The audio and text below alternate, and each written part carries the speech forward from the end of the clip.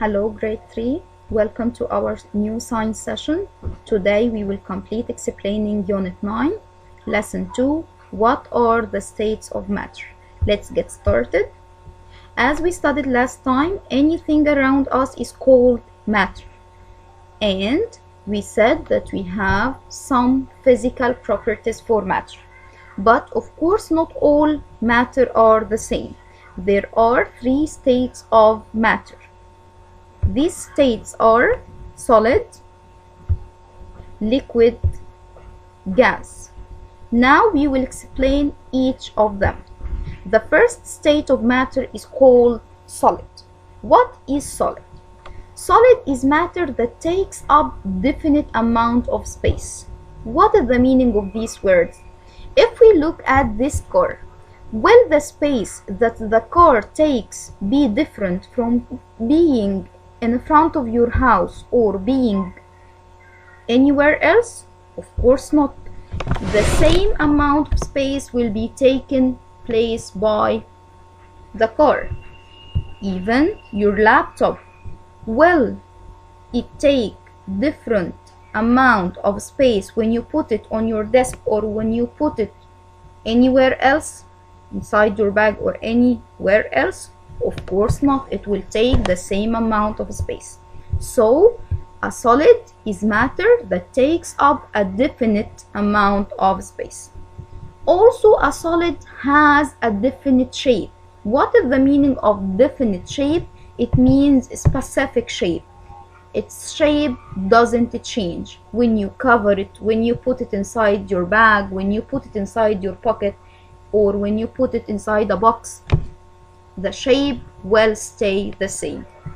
This is solid, like your pencil, your bag, your shoes, your desk, chair, and many solids around us.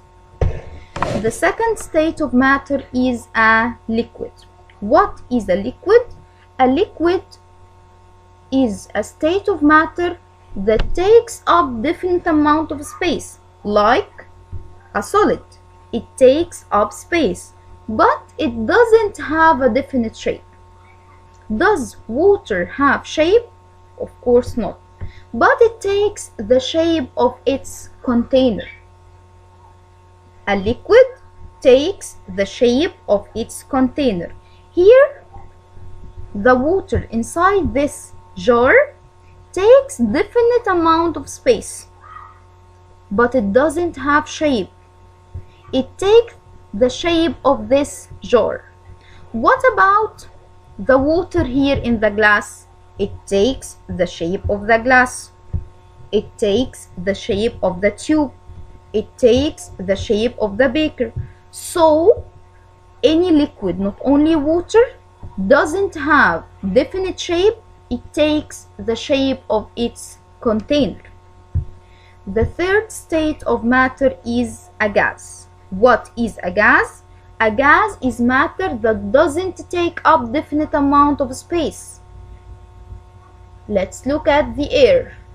Can we identify the space that it takes? No, it is spreading out everywhere. It doesn't have or it doesn't take definite amount of space. And it doesn't also have definite shape. Does the air have shape? Of course not. But it spreads out to fill all its container. Any gas spreads inside the container to fill it completely. So a gas doesn't have shape and it spreads out to fill all its container. Can we change from one state of matter to another? The answer is yes, we can change the states of matter. How? By changing temperature. When we add heat or take away heat, we can change the state of matter. Let's start studying these changes. The first change is called freezing. What is freezing? Freezing means the changing from being a liquid to solid. we will change the liquid to be solid. How can we do this? To change a liquid into solid, we need to decrease the temperature or take away heat. Like when you put some water in the freezer, the liquid water will change to be solid. This is called freezing. Increasing or decreasing temperature, do you think? Of course decreasing, because the temperature inside the freezer is so low. And don't forget, when we studied temperature and we studied the thermometers last time, we said that water freezes at 32 degrees Fahrenheit or 0 degree Celsius. This is the degree in which liquid water changes or freezes to be ice. The opposite of freezing is called melting. And melting means the change from being solid to liquid. How does this happen? By adding heat or increasing temperature.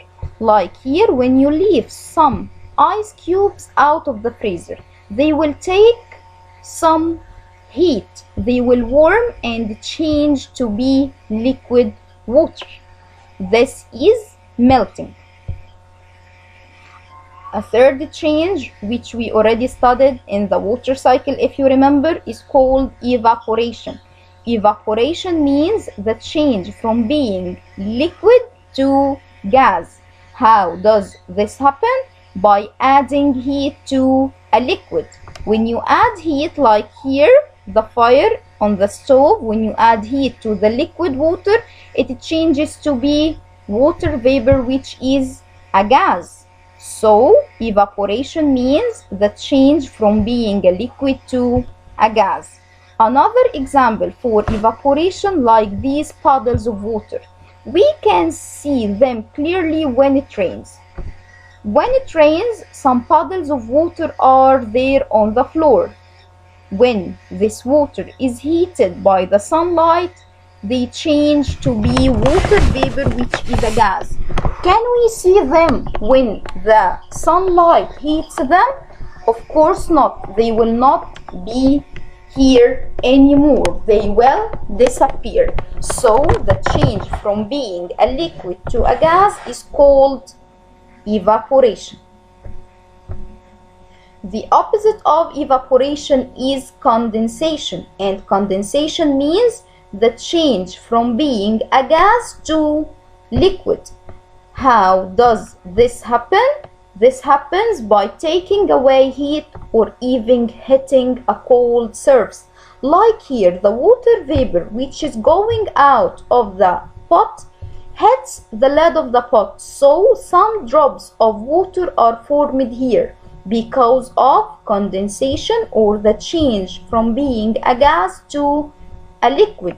You can see condensation only on the glass of your dad's car. Sometimes it didn't rain and we could see some drops of water like this.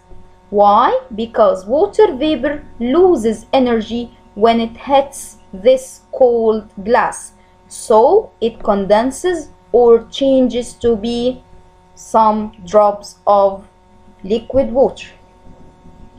Now let's summarize the changes that we explained today. We said that we have three states of matter: solid, liquid, and gas, and we can change from one state to another by changing the temperature. The first change is from being a liquid to solid, and we said this is called freezing. And another change from solid to liquid is called melting. A third change from liquid to gas, which is called evaporation. And the last change from being gas to liquid, which is called condensation. Don't forget that all these changes happen because of the changing of temperature. Thank you, grade 3, for listening, and goodbye.